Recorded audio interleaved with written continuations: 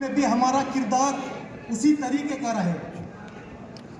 उम्र के इस पड़ाव के अंदर कि जब नौजवान फैशन की फिक्र करता है, नए मोबाइल की फिक्र करता है, नए जूते की फिक्र करता है और नए स्टाइल की फिक्र करता है, उस उम्र के पड़ाव के अंदर अगर आपके छोटे भाई, आपके बच्चे कौम और मिल्लत की बात कर रहे हैं, अपने ईमान की बात कर रहे हैं, अपने हक की बात कर रहे हैं, तो आपका फर्ज बनता है और हमारा हक बनता है कि हमारा साथ दिया जाए।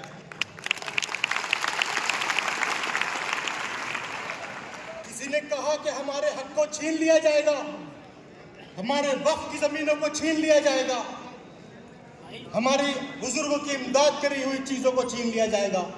यह सिर्फ उनके जहन का एक धोखा है। हमने आज तक नहीं देखा कि किसी शिकारी शेर के मुंह से किसी ने गोश्त का लोथड़ा छीन लिया हो और उस शेर ने जान लिया हो।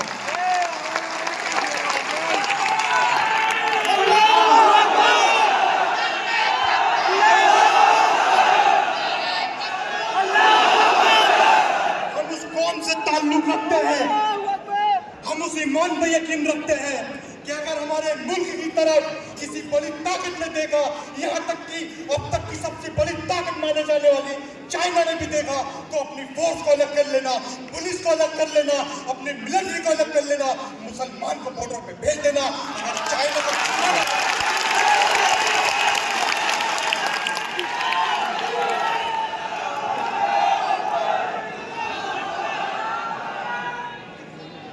मुसलमान को आगे कर देना और इस चाइना का अगर चूहा ना बना दे तो हमसे कहना, लेकिन हम पे भरोसा तो किया जाए। हमसे ज्यादा कुर्बानी किसने दी? अगर आज हिंदुस्तान को सोने की चिड़िया कहा जाता है तो हमारे बुजुर्गों की वजह से, अगर आज इसको जाना जाता है तो हमारे बुजुर्गों की वजह से, लेकिन हम ही को शक की नजर से देखा जाता है, हम ही पे इल्जाम लगाए जाते हैं। ये तो सही नहीं है, लेकिन हम इल्जाम लगाइए, जुल्म करिए, लेकिन हम अपने मुल्क के खिलाफ, अपने सरकार के खिलाफ और अपने जो बड़े हैं उनके खिलाफ एक अल्फाज गलत नहीं बोलेंगे। ये सोचना आपको है कि हम आपका राय करते हैं तो आपको हमारे साथ क्या मामला करना चाहिए। एक छोटी सी बात आपके सामने रखना चाहता हूं कि मेरे ईमान का कहना है जरूर आएगा। यहां से वहां तक जो सुनना है, अगर मेरी बात सच हो तो हाथ उठा के बताना कि मेरे ईमान का कहना है जरूर आएगा।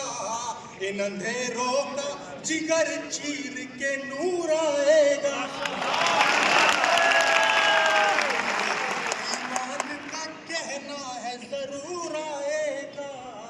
इन अंधेरों का जिगर चीर के नूर आएगा। और जो मौजूदा वक्त में जालिम बैठे हुए अपनी कानों में जरा गरम तेल डाल ले, ये उनके लिए कहना चाहता हूं कि मेरे ईमान का कहना है जरूर आएगा। इन अंधेरों का जिगर चीर के नूर आएगा। तू अगर वक्त का जालिम है तो तू सुन ले, अगर तू वक्त का जालिम है तो सुन ले, अगर फिर ऑन इस वक्त तो मूसा भी जरूर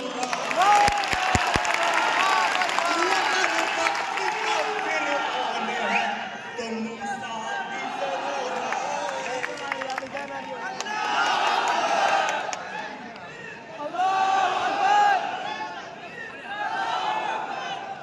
सिर्फ इस स्टेडियम के अंदर बैठ करके और जज्बाती बातें सुन करके और हमारी कम उम्री में जज्बा देख करके सिर्फ यहाँ नारा लगाने से कुछ नहीं होगा। अगर हकीकत में भलाई चाहते हो, अगर हकीकत में कौम और मिल्लत का भला चाहते हो तो अपनी औलादों को पढ़ाओ।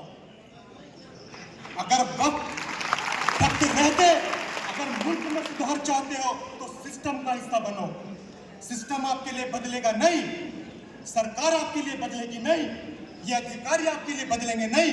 ये जिम्मेदारी आपकी है कि पढ़िए और अपने बच्चों को पढ़ाइए और इन्हें सिस्टम का हिस्सा बनाइए। जब हम लोग सिस्टम में बैठे होंगे तो ऐसा नहीं हो सकता कि हमारे खिलाफ कानून बन जाए, लेकिन कमी हमारी है हम जहां बच्चा 8-10 साल का होता है उसे 100-200 500 रुपए की मजदूरी तो करा लेते हैं, लेकिन ये गवारा नहीं करते कि इस बच्चे को 8-10 साल हम मेहनत करके पढ़ा दे, जो आने वाली कौम का मुस्तकबिल सुधर जाए।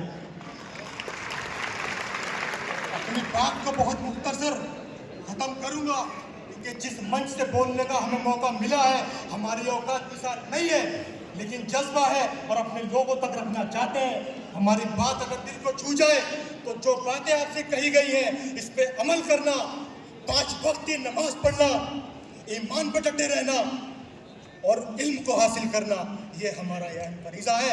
अगर इसको हमने हासिल कर लिया तो इंशाअल्लाह ताला आने वाला वक्त हमारा है, हमारी कौम का है और हमारे बच्चों का है।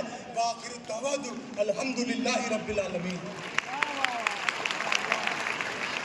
नाराए तकबीर, नाराए तकबीर। हमारे मेहमान मुकर्रम बिल्कुल करीब